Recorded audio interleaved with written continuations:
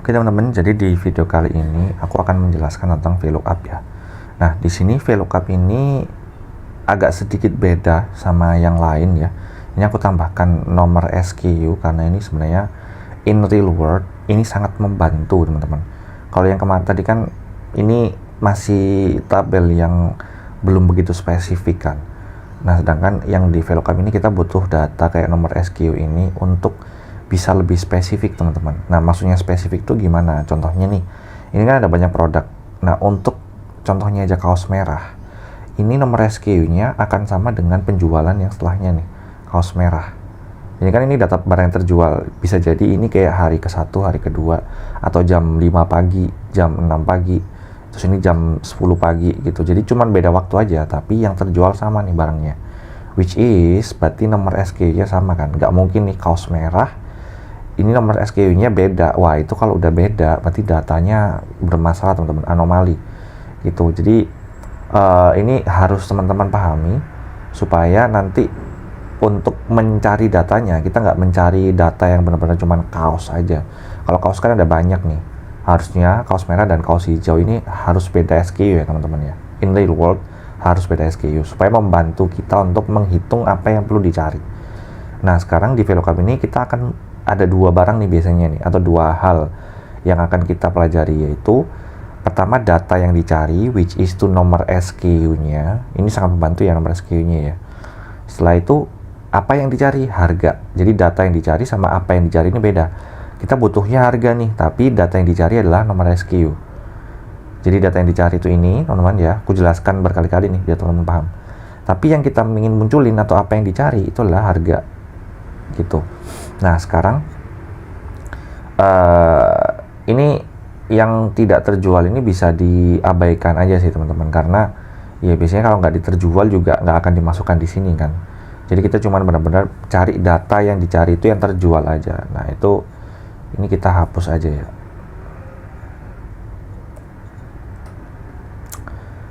Nggak usah, nggak juga nggak apa sih.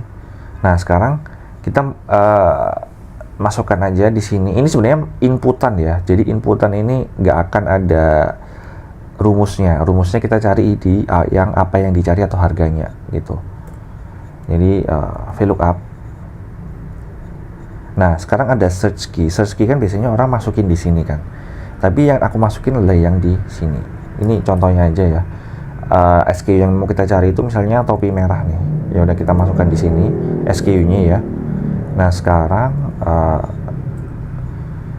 search key-nya atau data yang mau kita cari itu adalah yang nomor SKU. Aku masukkan yang di sini aja, teman-teman.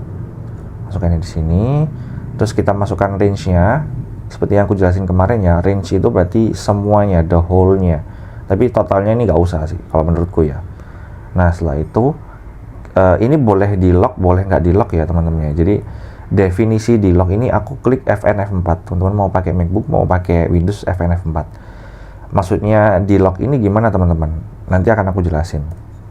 Setelah itu kita masukkan indeksnya. Indeksnya itu berarti karena yang kita konteksnya mau cari harga, berarti kita cari yang di kolom D kan. Berarti kita hitung nih indeksnya 1, 2, 3, 4. Berarti yang nomor 4. Nah, setelah itu is sorted, ini berarti aku isi aja 0 karena aku mau data yang persis sama gitu. Jadi yang kita carikan ini, berarti aku mau pengen nomor SKU yang persis sama, makanya aku kasih 0 gitu. Nah, ini kita enter. Nah, kita cek ya, yang 102302 harganya 10.000 benar. Nah, terus kita misalnya coba masukin yang lain ya, topi hitam. Nah, harganya ganti nih. Jadi aku jelasin maksudnya yang di lock atau enggak ini. Sebenarnya yang di lock ini itu berguna kalau kita tuh mau kayak gini teman-teman, mau di drag ke bawah kayak gini. Nah, ini kan enak semua karena datanya nggak ada. Ketika kita ini teman-teman, bentar. Ketika kita ngedrag ke bawah, kita klik ya. Nih, rumusnya tetap sama teman-teman, A4 sampai D15. Kalau konteksnya nggak kita FNF4 ya, ini kita langsung masukkan gini aja ya. Ini emang benar teman-teman. Tapi kalau kita tarik ke bawah kayak gini, lihat nih, Jadinya A5D16. Ketika kita drag ke bawah, rumusnya ini ikut turun teman-teman. Nah ini kita lihat ke bawah, makin turun kan, ini range-nya makin turun. Yang mana ini nggak boleh, ini nggak boleh turun, karena nanti ketika turun ya lihat aja A7 sampai 18, berarti A7 ini sampai sini nih. Jadi datanya cuman yang ke drag ini ke bawah, range-nya ke bawah plus sampai D18. Jadi yang ke drag itu ini A7 sampai D18, which is kan kita nggak mau kayak gini kan. Total ini harusnya nggak masuk juga, dan kita maunya yang atas juga ke lookup sama Excel-nya. Nah kalau kita lock, Excel-nya cuma akan nyari dari range ini aja gitu. Nah ini makanya alasan kenapa kita harus lock pakai F4 ya.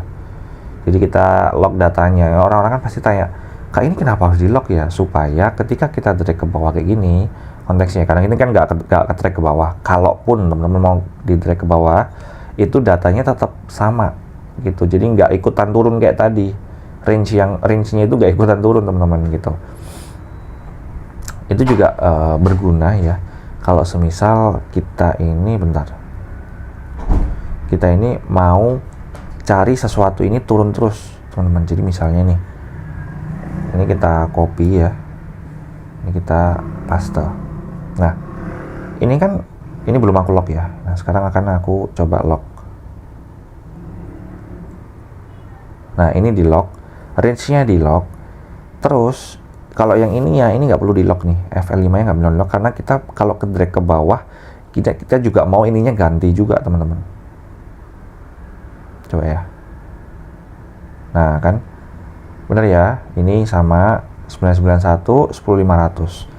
Nah kalau semisal teman-teman ini nih yang di F5 nya nih teman-teman lock juga, ini kita bisa nge-lock juga ya. Kalau kita mau lock kayak gini juga, ini kalau di drag ke bawah hasilnya akan ini semua teman-teman. Jadi makanya harus hati-hati ya, mana yang di lock, mana yang nggak perlu di lock gitu. Konteksnya di sini kalau kita mau drag ke bawah, berarti yang sel ini itu kita nggak perlu nih, yang search key-nya ini kita nggak perlu lock gitu.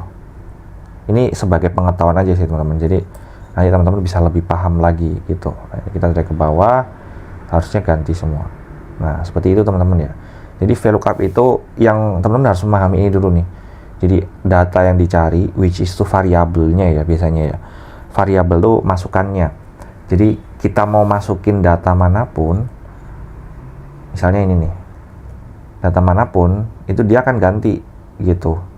Misalnya topi ini.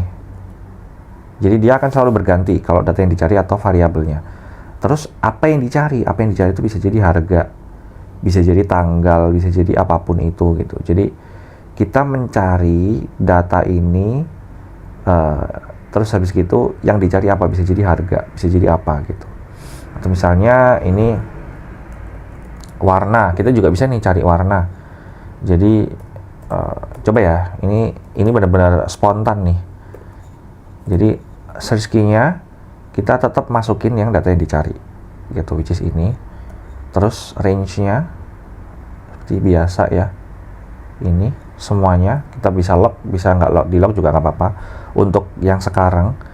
Terus indeksnya tadi kan kita mau cari harga, nah kita mau cari warna nih, berarti 1, 2, 3 kolom ketiga gitu.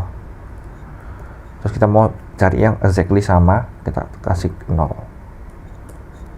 Nah sekarang ini supaya lebih rapi aja ya, kita cek nih 912031 ini topi. Oh dia warnanya hitam. Terus misalnya aku mau cari yang SKU ini ya, oh ternyata dia warnanya merah gitu. Nah ini misalnya aku blok biar nggak ketahuan ya, aku blok hitam. Sekarang aku mau cari celana yang SKU ini, oh ternyata dia hijau dengan harga segini gitu teman-teman. Jadi semoga membantu ya, dan semoga bisa gampang dipahami.